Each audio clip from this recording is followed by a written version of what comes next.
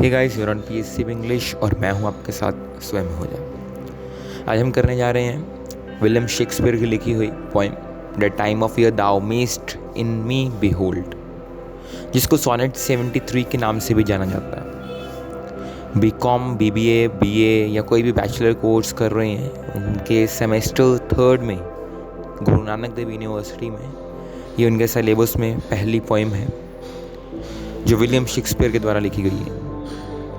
इस पोएम में basically author zone सा है वो अपने आप को ठीक नहीं महसूस करता, वो अपनी जो सी सेहत है उसकी डाउन महसूस करता है और सोचता है कि मेरा जोन सा डेथ है, जोन सा मेरा अंत है वो बहुत पास आ चुका है। तो वो फिर अपने फ्रेंड को ये पोएम संबोधित करते हुए ये पोएम में वो अपने फ्रेंड को बोल रहा है जो भी बोल रहा है, और लास्ट में वो कहता है कि मेरी डेथ का जानने के बाद तुम्हारे मन में मेरे प्रति जो सा प्यार है, मेरे प्रति जो लगाव है वो बढ़ जाएगा। हम भी अगर कोई एग्जांपल लें कि हमारा कोई फ्रेंड है, वो हमें पता चले कि वो अगले हफ्ते में या अगले महीने कनाडा या अमेरिका जा रहा है और 5-6 साल वापस नहीं आएगा, तो हम भी सोचते हैं कि हाँ भाई, जितनी देर वो यहाँ पे है हम उसके साथ बिताते हैं, हमारा प्यार उसके साथ उस टाइम में काफ़ी बढ़ जाता है, हमारा जो बॉन्ड है उसके साथ वो काफ़ी स्ट्रॉन्ग हो जाता है उस टाइम के बीच में। तो बस वैसे ही यहाँ पे पोएट भी कह रहा है कि तुम्हारा प्यार जोन सा है वो मेरे लिए काफ़ी स्ट्रॉन्ग हो जाएगा और तुम मेरे से पहले से भी ज़्यादा प्यार करने लगोगे। और इसी बेस पे ये जो सी पोएम है ये शेक्सपियर ने लिखी है। आशा करता हूँ कि जब आप पढ़ोगे इसको तब इसको समझने की कोशिश करोगे, और अगर इसको समझने की कोशिश करोगे अच्छे से तो आपको कोई दिक्कत भी नहीं आएगी। काफ़ी लोग कहते हैं कि हाँ, शेक्सपियर के जो उनसे वर्ड्स होते हैं वो काफ़ी डिफ़िकल्ट होते हैं, बट आप साथ साथ में समझी जाइएगा तो आपको काफ़ी क्लियरली ये समझ आ जाएगा। तो ये स्टार्ट करते हैं, मैं भी लाइन बाय लाइन समझाऊँगा। तो अगर आपको कोई इसके बाद कोई प्रॉब्लम होगी तो आप कमेंट सेक्शन में लिख सकते हैं। तो आइए स्टार्ट करते हैं। फर्स्ट लाइन में शेक्सपियर कहते हैं, the time of year thou mayst in me behold. Thou का मतलब होता है यू, तो यू इसको किसको कहा गया है? शेक्सपियर अपने फ्रेंड अर्ल को ये पोएम में कह रहे हैं दाउ।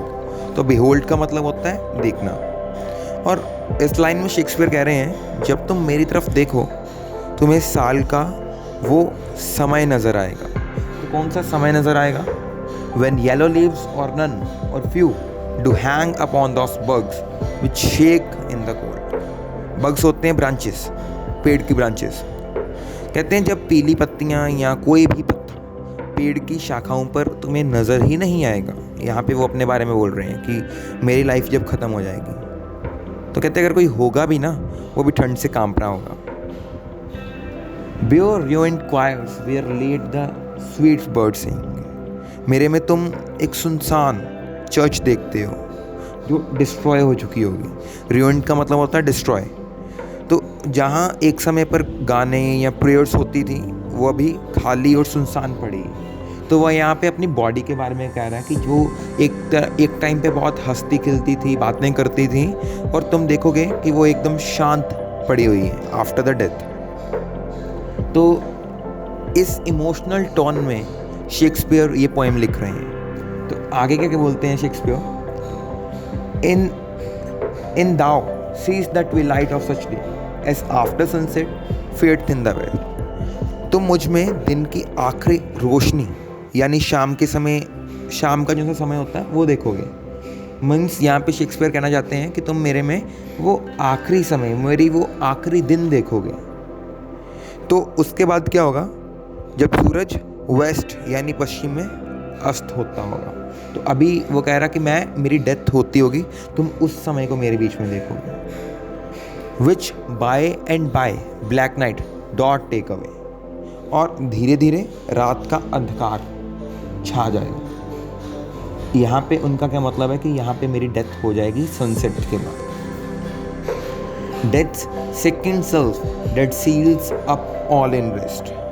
तो यहाँ पे शेक्सपियर कहते हैं कि रात के समय पे क्या होता है कि हम टेम्परेरली सोते हैं, बट डेथ एक ऐसा टाइम है, एक ऐसी शाम है जो पूरी रेस्ट में मेरी बॉडी को सुला देगी। रात का एक वर्जन बताया गया है यहाँ पे, जहाँ पे डेथ की बात की गई है, बिकॉज डेथ जो सी है वो शेक्सपियर की उन आइज़ को परमानेंटली बंद कर देगी जो अभी रेस्ट करने के लिए बंद है।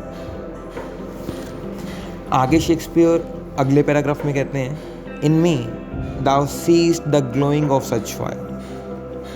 अब तो मुझ में बुझती हुई आग देखते हो, मतलब तुम मेरे लाइफ को बुझते हुए देखते हो। That on the ashes of his youth doth lie is the deathbed whereon it must expire, consumed with that which it was nourished by।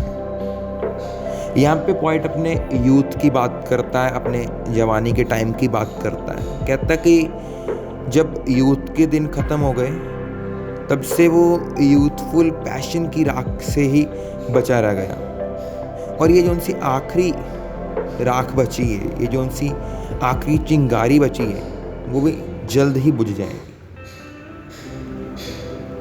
Next paragraph में बोलता है, दिस दाउ प्रविष्ट which makes the love more strong.